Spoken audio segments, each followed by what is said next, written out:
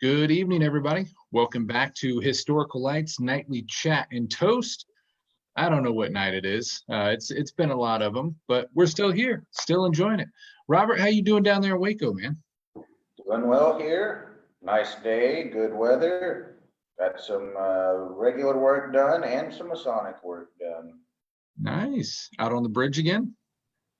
Out on the bridge, got my fellow craft student all the way through the catechism a couple of times. So he's pretty darn close to being ready to turn it in. Fantastic. So if they mess up, do you throw them off the bridge? Is that the purpose of the bridge? Correct. I would expect nothing less. Either that or the giant sword in the background, I'm assuming. Mostly the sword is just for if they mispronounce the password of a fellow craft mason, and then they get tossed into the creek. There you go. So for any of you practicing with Robert, do not mess up because he is always tiled on that end of things. That is right.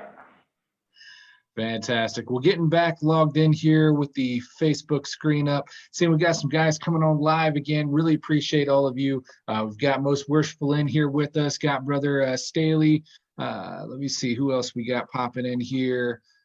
Brother Wynn. Brother Maddox is back. Hey, it was great chatting with you last night, man.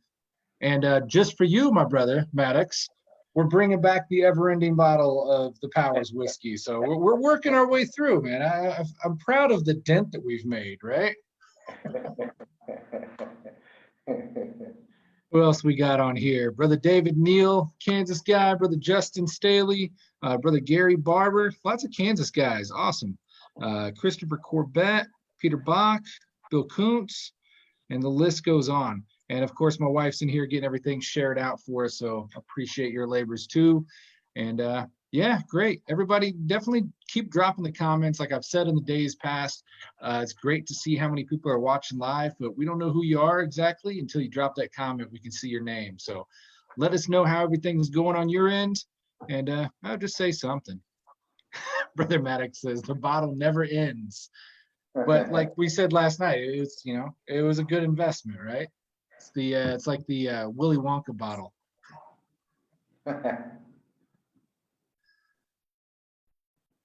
Well, Brother Robert, what you got to share with us tonight, man?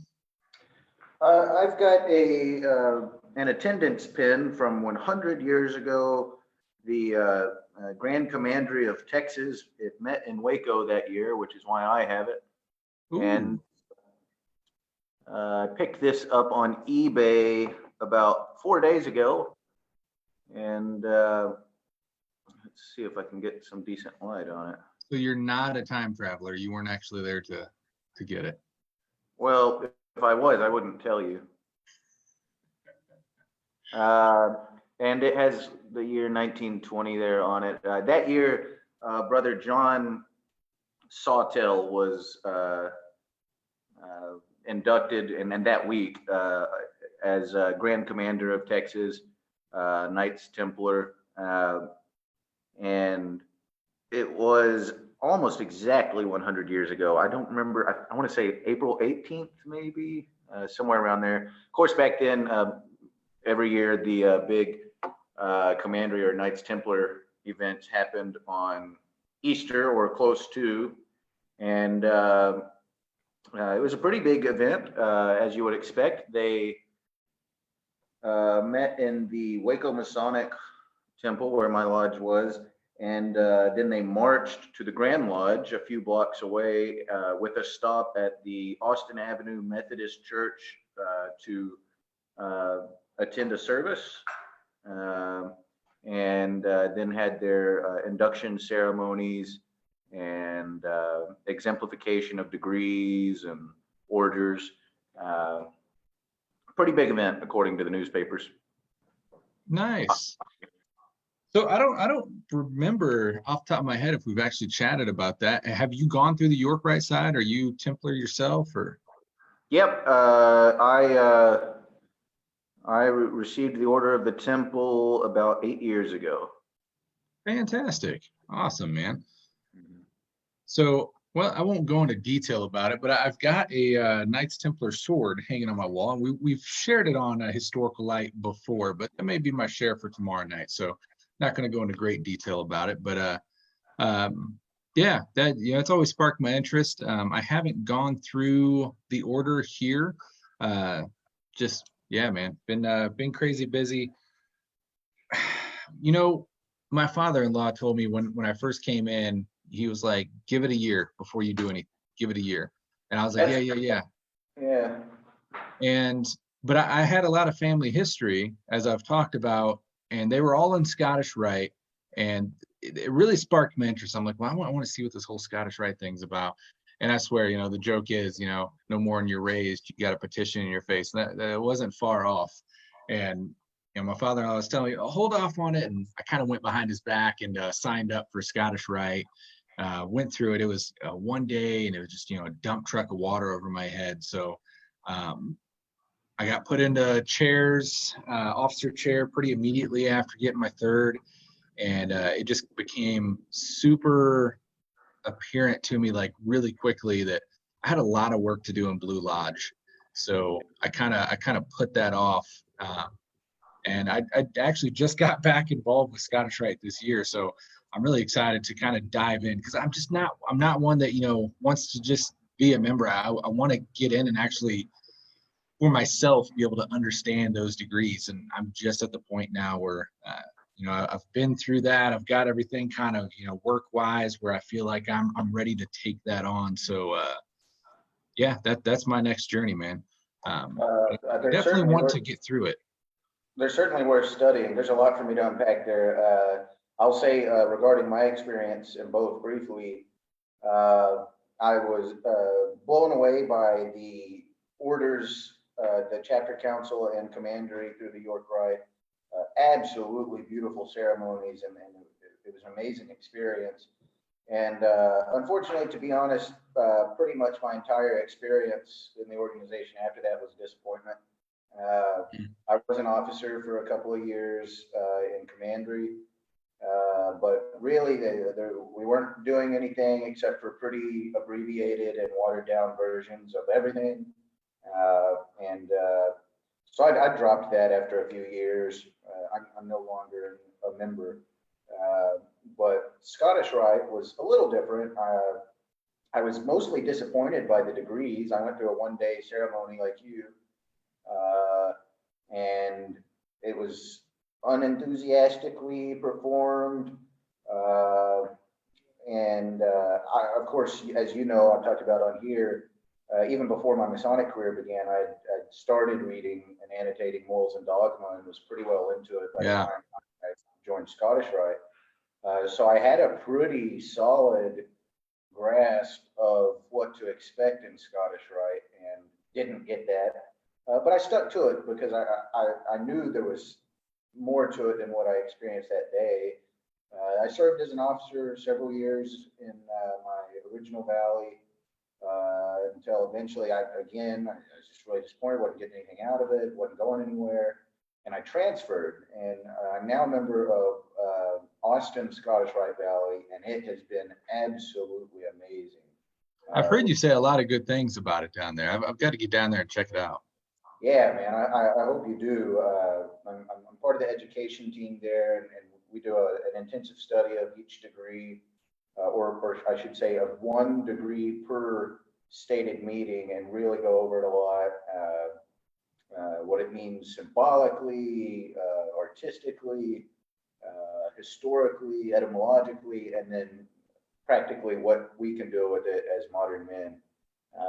And it's really profound when you take the time to work your way through it. Um, I would recommend, as you're diving back in, I would recommend the Master Craftsman course that gets talked about so much. It generally lives up to the hype. It's a scholarly endeavor, series of quizzes. Arturo and those guys really Mm. put a lot of work into it, as you can tell. And the best part about it is they put the kind of work into it that requires you to put a lot of work into it. So you can't get anywhere with it without spending Exactly. serious time on it. I mean, that's what it takes though, right? To really get it to stick and mean something. I've heard a lot of good things about that. I've delved into the studies throughout the years. I haven't claimed it. Everyone, I got called out on that when I first started Historical Light, because I don't know how the heck he caught it, but he could see Morals and Dogma on my shelf back there. And are you a 32nd? I'm like, technically, but I don't claim it because it was a one. Not to bash the one days. It's just one day class just isn't for me. Like it's great for somebody that wants to be a member, but I'm that guy that really wants to understand the nitty gritty of it and feel like I personally deserved it. So Yeah, I've definitely dived into those studies. I feel like I'm pretty knowledgeable in it. I just I haven't gone through it degree by degree and really felt like I've earned it at that point, and participated in the order itself to really claim it yet. But I'm on track, so getting back into it. Or is York right though? I don't know, man. I gotta say El Reno kind of ruined me for York Rite here in Kansas, because until I find a York Rite that has this mystical chamber that you dared to go down into with your flip-flops there, that's what I want to do, man.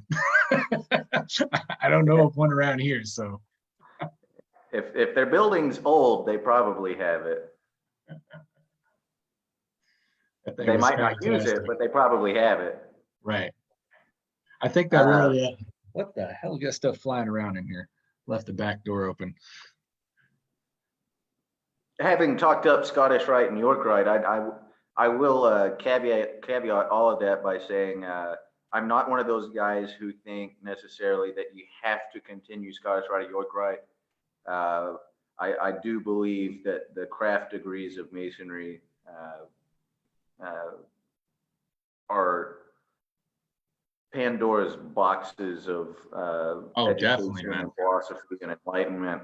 You could spend your whole lifetime studying only, say, the fellowcraft degree and following down all of the schools and traditions from which it draws, and you'd never finish. So 100%. And that's really what caught my attention right off the bat, especially getting into the officer line. It made that need for the study apparent. And when you start diving in, you realize right off the bat of, holy crap, there's a lot here. And for those that know me personally, know I'm a very esoteric individual. I dive into that rabbit hole stuff very easily, very quickly. And there is a lot there in the Blue Lodge stuff, man. Some of the most fantastic chats I've had is with, brothers that, one individual, I'm not going to name him. He never went through the other orders, Scottish Rite, York Rite, Blue Lodge his whole life, but late 80s and sitting there and, still talking about craft degrees, and then just boom. I never thought about it that way, but I think I understand this degree entirely different now. Mm-hmm. And it's that kind of, I don't know, that inspiration within the degree that just never ends that I love about it, man. There's so much there to mentally unpack. I don't know that you could put a timeline on it. Agreed. Well, we got chatting, and that 9 o'clock hour came fast, man. I don't remember who toasted. Well, no, I do. Last night was Angelo's special toast. So, my brother, if you don't mind, would you care to give us our toast this evening? Sure.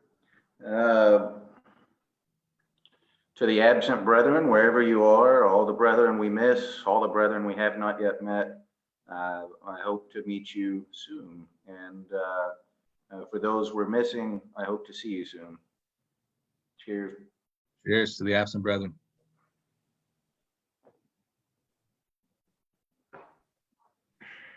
Talking about absent brethren and meeting soon.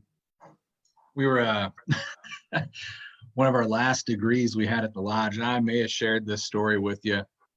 Started having some awkward happenings in Lodge. Everyone thought it was, you know, haunted. Everyone was saying it was Angelo and McClintock in there messing with us. But we're you know, not to go into detail, but we're in the middle of a degree, right? Lodge is tiled and everything. And all of a sudden we start hearing the doorknob rattle. And in our lodge, we've got the lodge door, the main lodge door by the junior deacon, got the little Tyler's quarter, and then on the outside there's another door separating the Tyler's quarters from the front lobby. And it was that door that we heard rattling out there. So goes out, checks the other door. No, nothing. Comes back in, and middle of the degree, mind you. So everyone else is busy, and it's just like, what the heck's going on? And all of a sudden, the door to the tiled lodge turns the handle, door opens wide up. And me and the other guys just like, okay, get up, close that door, does it again. Get up, close it again, a little bit freaked out. Then the anteroom door, you hear the knob turn, it opens up so hard that it hits the wall. It did it 3 times, and our senior warden got up. He's like, what the heck is going on in this place? I don't know, man. We sat around afterwards and we're like, you know, as much as we're all getting freaked out about it, and it's kind of spooky, it's got to be Angelo and old McClintock standing here in Lodge just laughing their butts off, having a good time with us. One day, indeed, we'll be able to share some fun times with our absent brethren. Absolutely. I didn't know it was going to be ghost story time. Why not? Well, you bringing up absent brethren, you gotta tie them in, right? Well, let's see here. So we've got a lot of guys joined in with us this evening. We've had a lot of you join in with us this entire journey. Man, it's got to be 36, 37 days now. I've kind of lost count. We need to get an actual count on this and keep it going. Brother David Neal said, yeah, that sounds like Angelo. It does, man. He was a jokester. Not to sidetrack here, but I was telling my wife this just the other day. We were talking about favorite memories with him and stuff since yesterday was 1 year. And I was like, you know, the first thing that comes out to mind is him always trying to screw me up in degrees. He'd always, you know, come up. He'd like to do the senior deacon part, but he'd come up and start moving his eyebrows and making faces at me while I'm trying to remember like my whole part and just totally throw me off. So yes, it does sound like Angelo. I could totally see him doing it. But anyways, we really appreciate every one of you joining in with us throughout this journey. It's been a long journey. Still got a little bit ahead of us, but we're winding down towards the end here, man. And we hope that you guys stick with us through this and also jump on board with the show. Historical Light has came a long way, and we plan to keep running with that mission behind us to motivate the research of Masonic history and bring it to light. So check us out, historicallight.com. Make sure you check out the show.